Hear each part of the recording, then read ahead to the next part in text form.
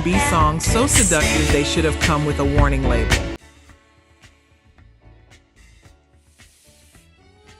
12 R&B songs so seductive they should have come with a warning label. And I want to be precise about what I mean by that.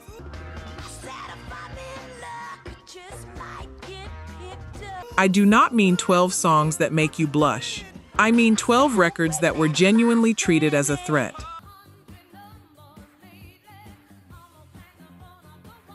Records that radio stations refused to play. Records that got a station picketed. Records that a civil rights organization publicly condemned. Records that a record store kept behind the counter, face down, like contraband.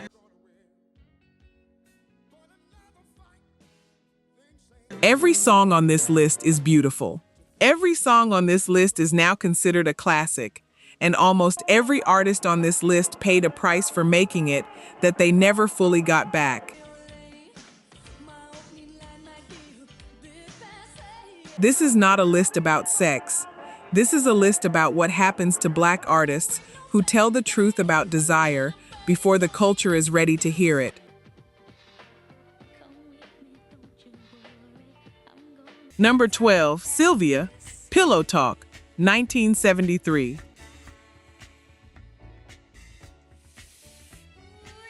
Before I tell you about the record, I need to tell you about the woman, because by the time she made this song, she had already changed American music twice, and she was not done.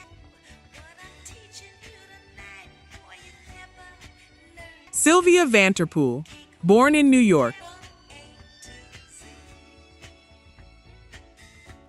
By 1957, she was half of Mickey and Sylvia, and their record Love is Strange topped the R&B chart and reached number 11 on the pop side. Then she stepped behind the glass. She and her husband Joe built all platinum records in Englewood, New Jersey, with their own studio inside it. She produced and co-wrote the moment's #1 R&B single, Love on a Two-Way Street. She was a hit maker before most people knew her face. And then she wrote a song she did not intend to sing. She sent Pillow Talk to Al Green, and Al Green said no.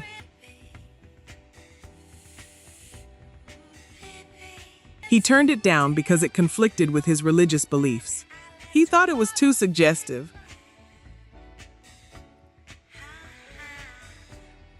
So the song sat. For roughly a year and a half, it sat. And eventually, Sylvia went into her own studio with her own band, on her own imprint, Vibration, and sang it herself, breathy, unhurried, almost whispered.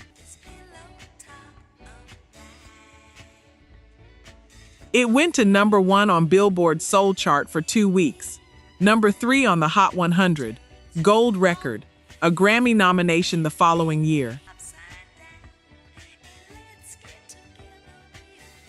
Here is the part that gets left out. 6 years later, that same woman founded Sugar Hill Records and put out Rapper's Delight. So when history remembers Sylvia Robinson, and it does remember her, barely, it remembers her as the executive who midwifed hip-hop.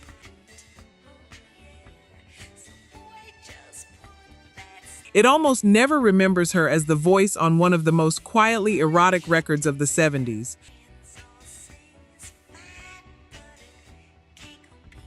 Two enormous contributions. One footnote, she died in 2011. If this name was in your house growing up, you already understand what I'm saying.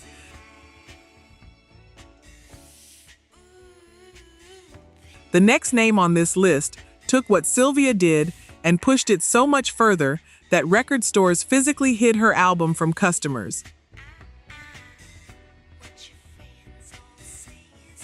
Number 11, Millie Jackson, All the Way Lover, 1977.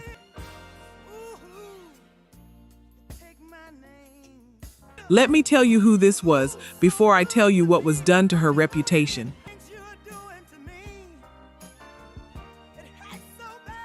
because the reputation is the injustice.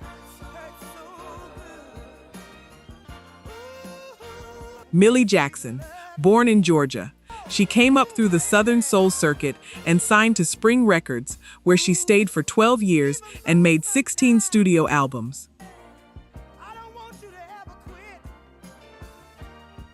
She could sing. I want to be clear about that before anything else. Listen to her ballad work and you hear a genuinely great Southern soul vocalist. Control, phrasing, restraint.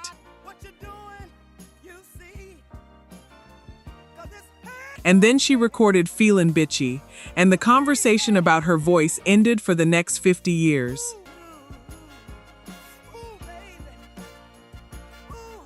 Released August 1977, recorded in Muscle Shoals with Brad Shapiro, it reached number 4 on the R&B albums chart, 34 on the Billboard 200, and went gold.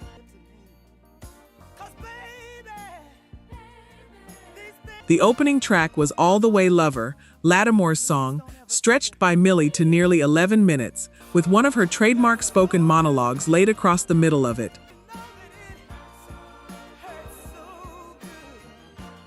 As a single, it reached number 12 R&B and stalled just outside the Hot 100 at 102. Some record stores would not put the album on the shelf. Because of the cover photograph, they kept it behind the counter. And here is the thing nobody says clearly enough. She was rapping over grooves, in character, telling stories, years before the culture had a word for it. Some people call her a godmother of hip-hop. Very few institutions have ever said it out loud.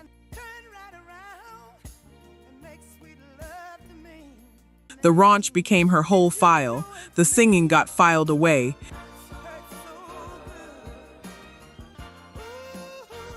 And I want to be precise. She chose the persona. She built it. She owned it.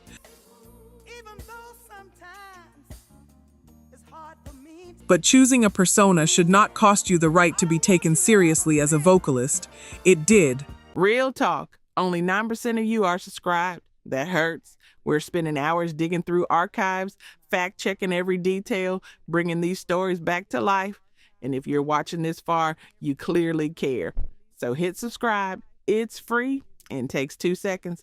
Now, to my subscribers, barely any of you have joined the membership. And honestly, that stings even more. You know the work we put in. You keep coming back. If these videos have ever made you feel something, if this music means something to you, join the membership. It's one coffee a month and it's the only way we keep this going. Let's build this together. All right, back to it. Number 10, Betty Davis. If I'm in luck, I might get picked up. 1973.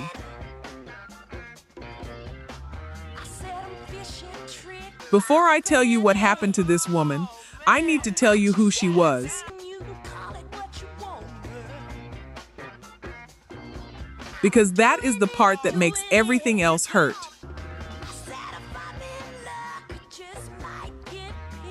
Betty Mabry, born in North Carolina, raised partly in Pittsburgh. She moved to New York as a teenager, enrolled at the Fashion Institute of Technology, and worked as a professional model. She wrote Uptown to Harlem for the Chambers Brothers. She was friends with Jimi Hendrix and Sly Stone. She married Miles Davis in 1968, and she is widely credited with pointing him toward rock music.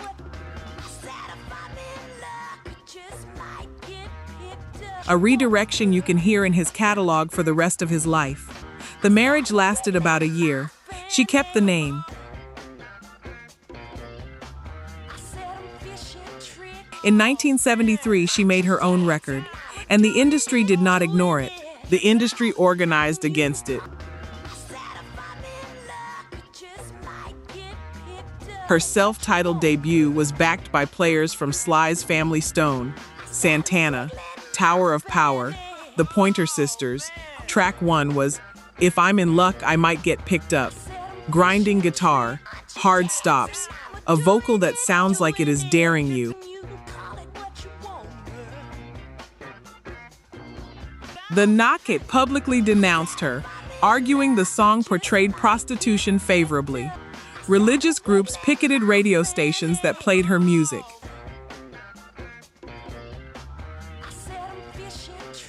One station reportedly received a bomb threat. Her response was direct.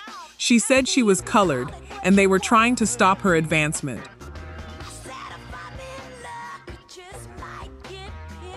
That song was the highest charting record of her entire career. It peaked at number 66. She made 3 albums, then stepped away entirely around the end of the 70s, moved back to Pittsburgh, and lived in near-total seclusion for roughly 40 years. She died in 2022 at 77.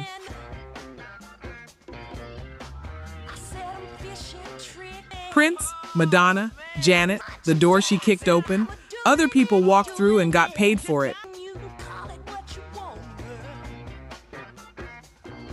And I will say clearly what most people won't. That was not neglect. That was a coordinated response to a black woman who would not perform submission. And hold on to that word, deliberate, because there is a story much further down this list where the harm did not come from people refusing to play the record.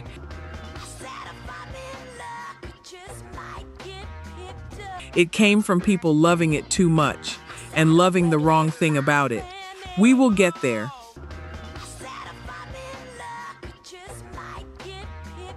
Number 9, Donna Summer. Love to Love You Baby, 1975. This one is about a church singer from Boston who built a character, played it perfectly, and then spent the rest of her life trying to get out of it. LaDonna Adrienne Gaines, born in Boston in 1948, gospel background.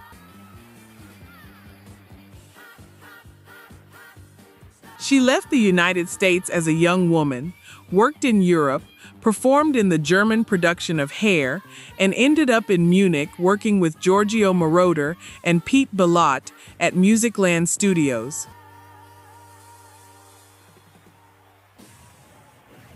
She did not want to release the song. She recorded it as a demo. She intended to hand it to somebody else. By her own account, she approached it as an actress playing a role. The studio lights were dimmed.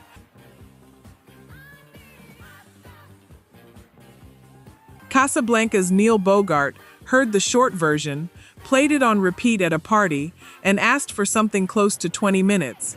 What came back ran nearly 17.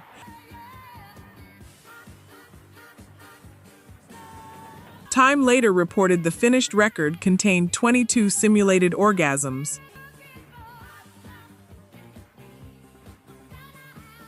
It reached number 2 on the Hot 100 for 2 weeks, number 3 on the Soul chart, and spent 4 weeks at number 1 on the disco chart.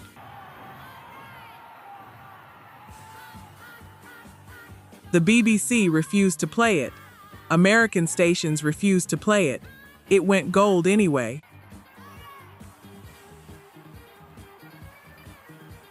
And then the label named her the First Lady of Love, a costume she never asked to be sewn into.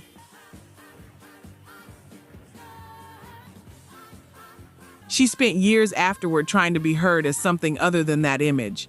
She sang gospel. She sang rock. Springsteen wrote for her, and the label of that one record followed her anyway. And I need you to hold that for a moment. She played a part so well that the world refused to let her stop playing it.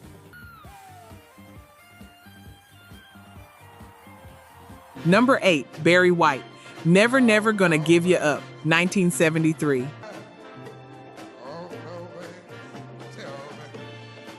Let me tell you who this was. Not the voice, the man behind it, because he did far more than sing. Barry Eugene Carter, born in Galveston, Texas in 1944, raised in South Central Los Angeles.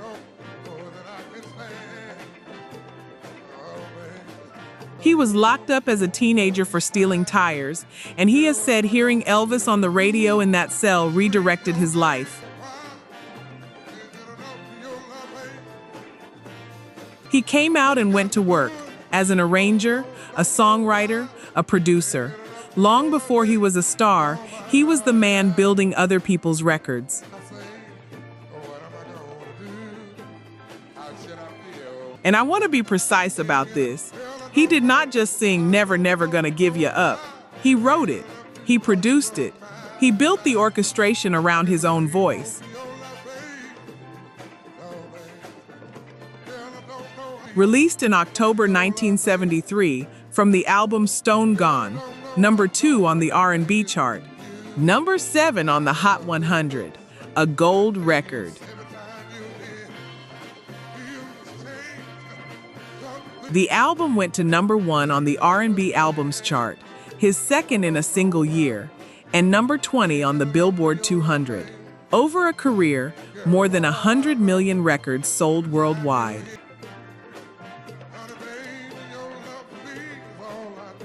He won his first Grammy in the year 2000.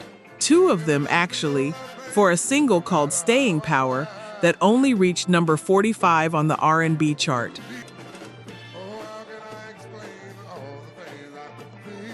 27 years, 100 million records.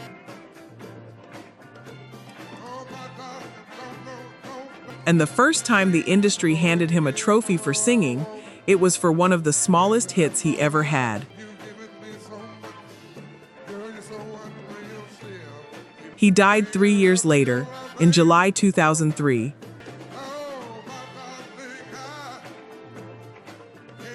Number 7. Teddy Pendergrass, Close the Door, 1978.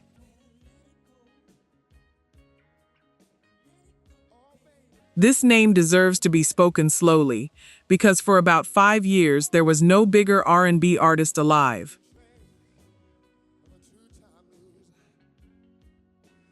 Theodore Derice Pendergrass, born in Philadelphia in 1950. He started as a drummer. He became the lead voice of Harold Melvin and the Blue Notes. That is him on If You Don't Know Me by Now. That is him on Wake Up Everybody. He went solo in 1976, and between 1977 and 1981, he released 5 consecutive platinum albums.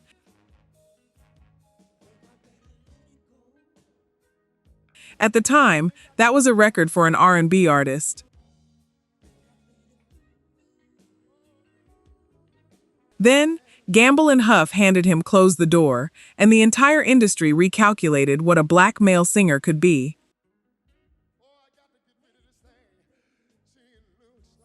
Released May 1978, from Life is a Song Worth Singing.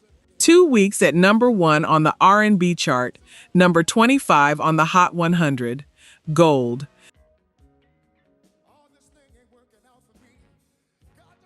The album went to number 1 R&B and 11 on the Billboard 200. And his manager, Shep Gordon, noticed something at the shows. The crowds were overwhelmingly women.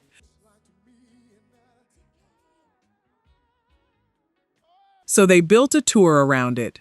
Women-only concerts. It had not been done.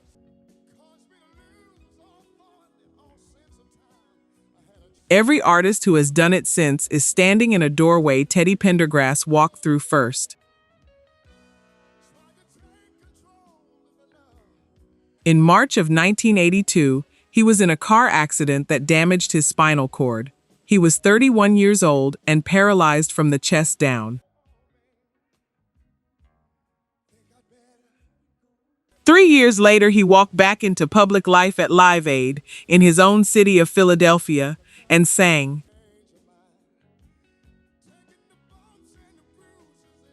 He kept recording. He kept working. He died in January 2010.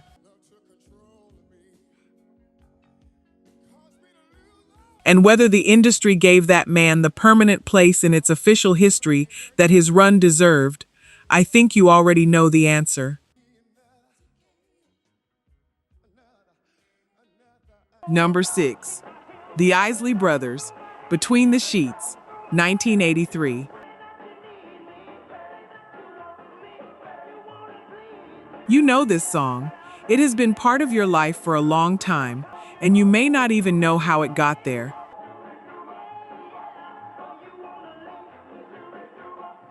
But knowing the song and knowing what it cost, those are two different kinds of knowing.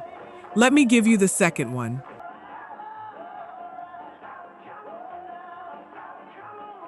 By 1983, the Isley Brothers had already been making records for roughly 25 years. Ronald on lead, Ernie on guitar and percussion, Marvin on bass, Chris Jasper on keyboards, and the drum machine programming that gives this record its heartbeat. Rudolph and O'Kelly behind them.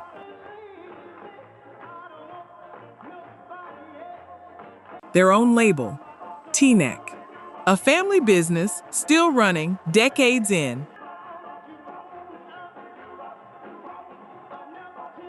They cut it in February 1983 at Bearsville, up in Woodstock, 84 beats per minute, a minor key, and then something strange happened on the charts.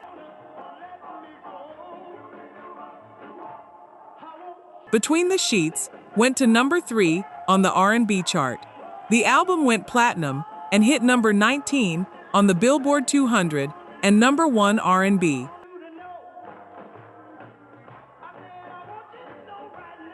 And the single never charted on the Hot 100. Not at 99, not at all. One of the most instantly recognizable pieces of music in American life did not register on the American pop chart. Then, in December 1994, Sean Combs and Chucky Thompson built Big Papa on top of it. Platinum single, Grammy nomination.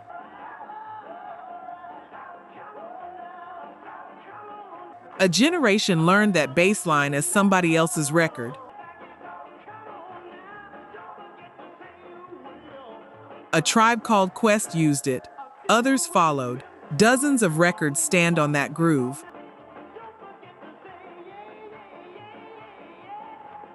And I want to be clear about what I am saying. The Isleys got their credit on paper. Their names are in the writing credits on Big Papa.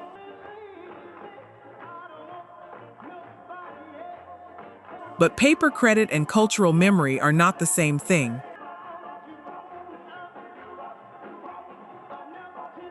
Number 5, Teena Marie and Rick James, Fire and Desire, 1981.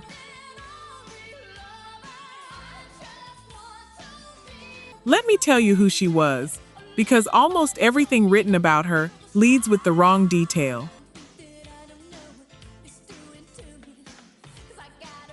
Mary Christine Brockert, born in Santa Monica in 1956, raised largely in Oakwood, the historically black section of Venice.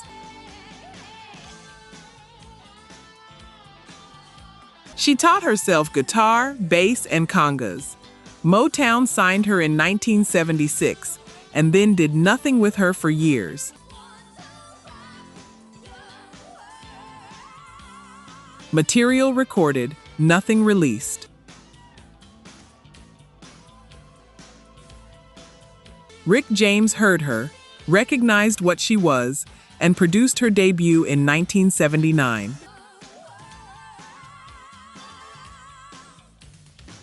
By 1980, she was producing herself.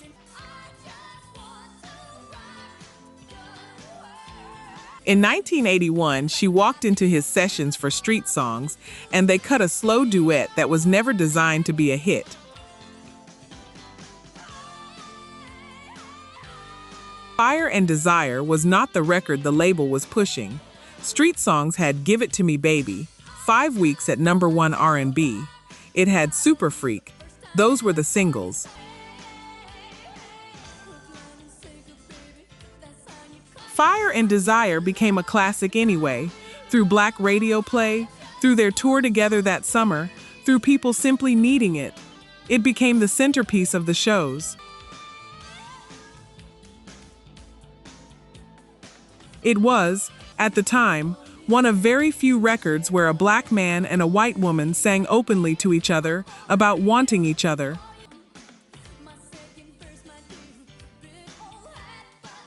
Her Motown contract ended in litigation, and what came out of that lawsuit outlived both of them.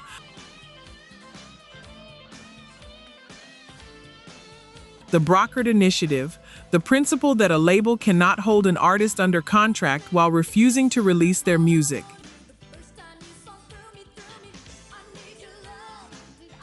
She fought that fight for every artist who came after her, and most of them have never heard her name.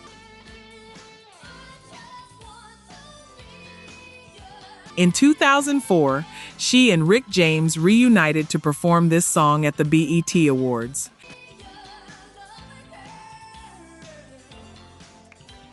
He died 5 weeks later. She died in December 2010 at 54.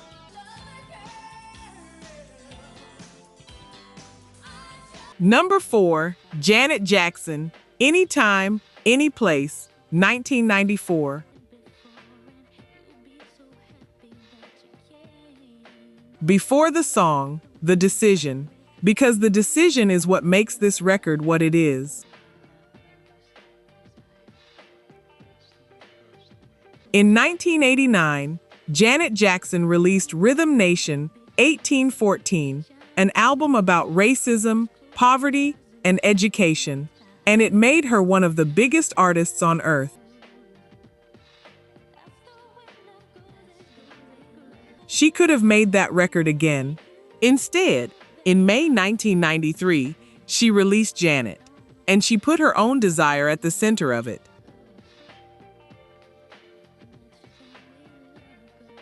It debuted at #1, sold roughly 350,000 copies in its first week, at the time a record for a female artist, and went 6 times platinum.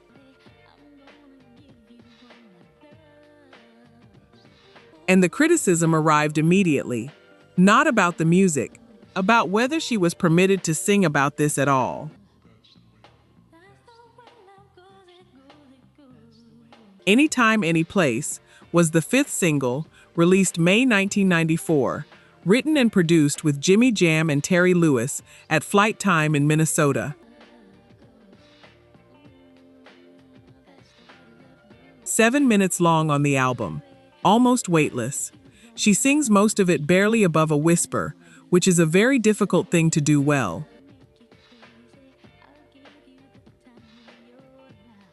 Number 2 on the Hot 100, number 1 on the R&B chart. Janet became one of only a handful of albums in history to produce 6 top 10 Hot 100 hits.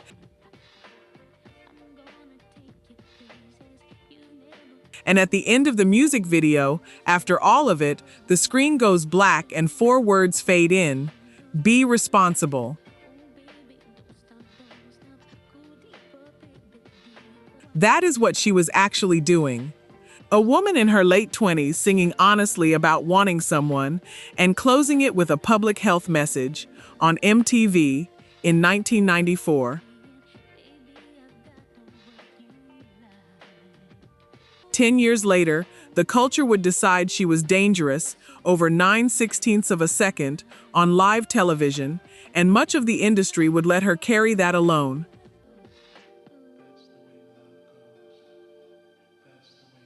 Number 3, Sade, No Ordinary Love, 1992.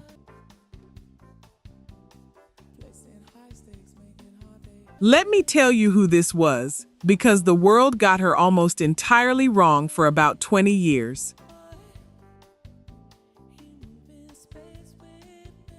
Helen Folasade Adu, born in Ibadan, Nigeria, in 1959, raised in England. She fronts a band.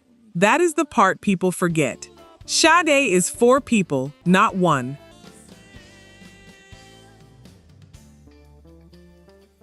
Stuart Matthewman on guitar and saxophone, Andrew Hale on keys, Paul Denman on bass.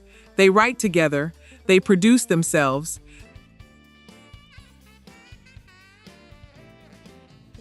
They took 4 years off, and when they came back in 1992, they opened the album with a guitar figure that critics described as menacing, almost metal.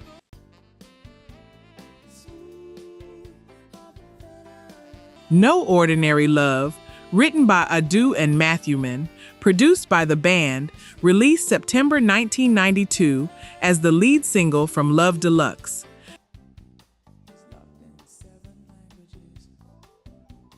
Number 28 on the Hot 100, 26 in the UK, then reissued after it appeared in a film and climbed to 14.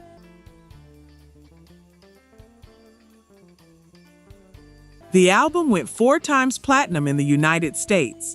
In 1994, the song won the Grammy for Best R&B Performance by a duo or group with vocals.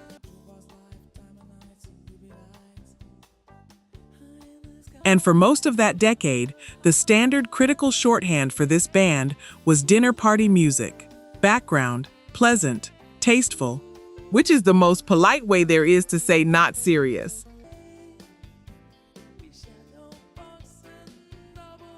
That record is a song about wanting someone who will not stay, sung by a woman who refuses to raise her voice about it.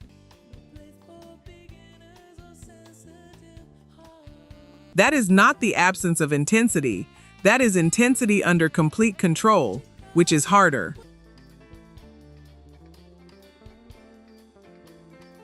Rolling Stone finally placed it among the greatest songs ever recorded in 2024, 32 years late.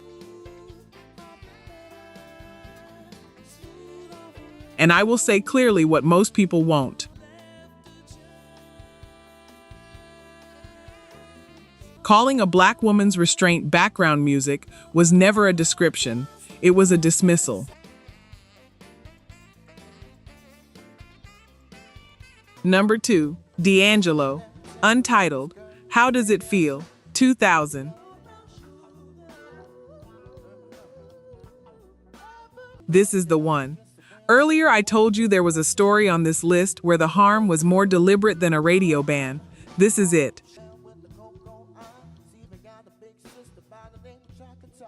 And it did not come from the industry refusing to play him. It came from the industry deciding what part of him to sell.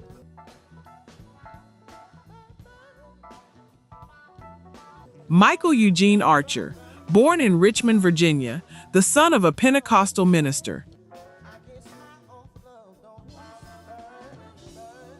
He was on a piano bench before he was 6. He won amateur night at the Apollo as a teenager and used the prize money to buy a 4-track recorder.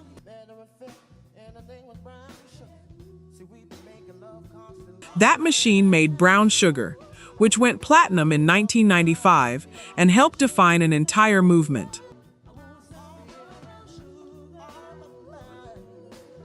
Then he disappeared into Electric Lady Studios in New York and came back with Voodoo, and everything after that is about one 4-minute video. Untitled, How Does It Feel, was written with Raphael Saadiq as a tribute to Prince. Voodoo won the Grammy for Best R&B Album. The song won Best Male R&B Vocal Performance.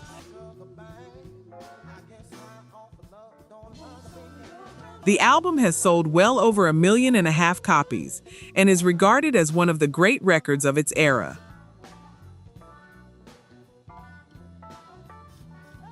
The video, directed by Paul Hunter with Dominique Trenier, was a single unbroken shot of him, nude from the frame up, singing. It made him a sex symbol overnight, and it sold records. Then the tour started. Women screamed for him to take his clothes off before he could finish a song. His trumpeter, Roy Hargrove, put it plainly, it stopped being about the music. Shows got canceled. He stopped speaking to press.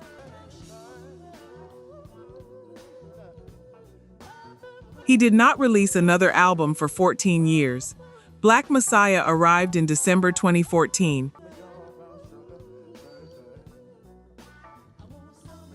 And on October 14, 2025, D'Angelo died of pancreatic cancer. He was 51 years old. So let me be clear about what I am saying. A man made the most vulnerable record of his life, and the industry took the least important thing about it, his body, and sold that instead. He spent the rest of his career trying to be heard over the sound of it.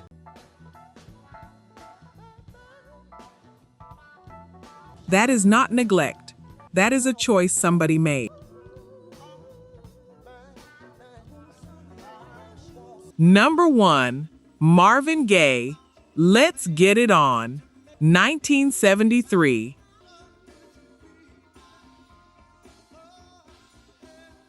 Before the song, The Man, because by 1973, Marvin Gaye had already proven he was one of the most serious artists America had produced, and the label still did not fully trust him. 2 years earlier, he had made What's Going On, over Motown's objections, a record about Vietnam, poverty, police violence, and the environment.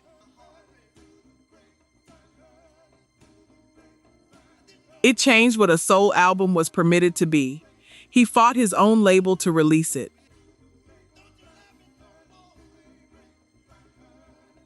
And then he sat down with a songwriter named Ed Townsend, who had just come out of rehab for alcoholism and who had written a song about none of this.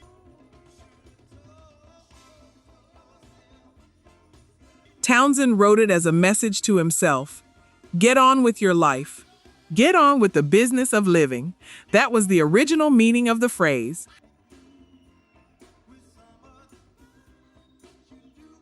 Then a Gaye associate reworked it as a political song, and Marvin recorded that version. Townsend objected. He insisted it belonged to love, not politics. So the two of them wrote entirely new lyrics over the backing track that already existed.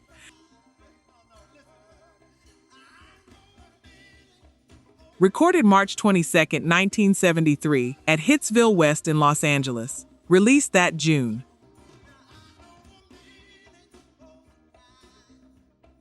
Number 1 on the Hot 100 for 2 weeks, starting September 8, 1973. Number 1 on the Soul chart for 8 weeks. Motown's biggest selling single to that point in the company's history. Billboard eventually placed it 32nd on its all-time Hot 100. Rolling Stone put it among the 500 greatest songs ever recorded. And I want to be precise about the last part because it deserves precision.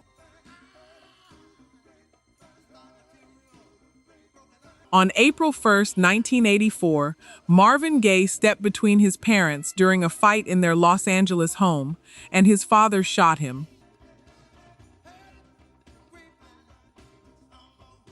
He died the day before his 45th birthday. The man who wrote the definitive American record about love and desire was killed in his own house by his own father. His father served no prison time.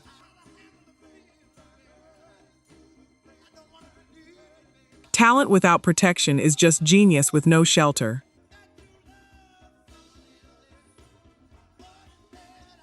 Marvin Gaye had everything. He was not protected by any of it.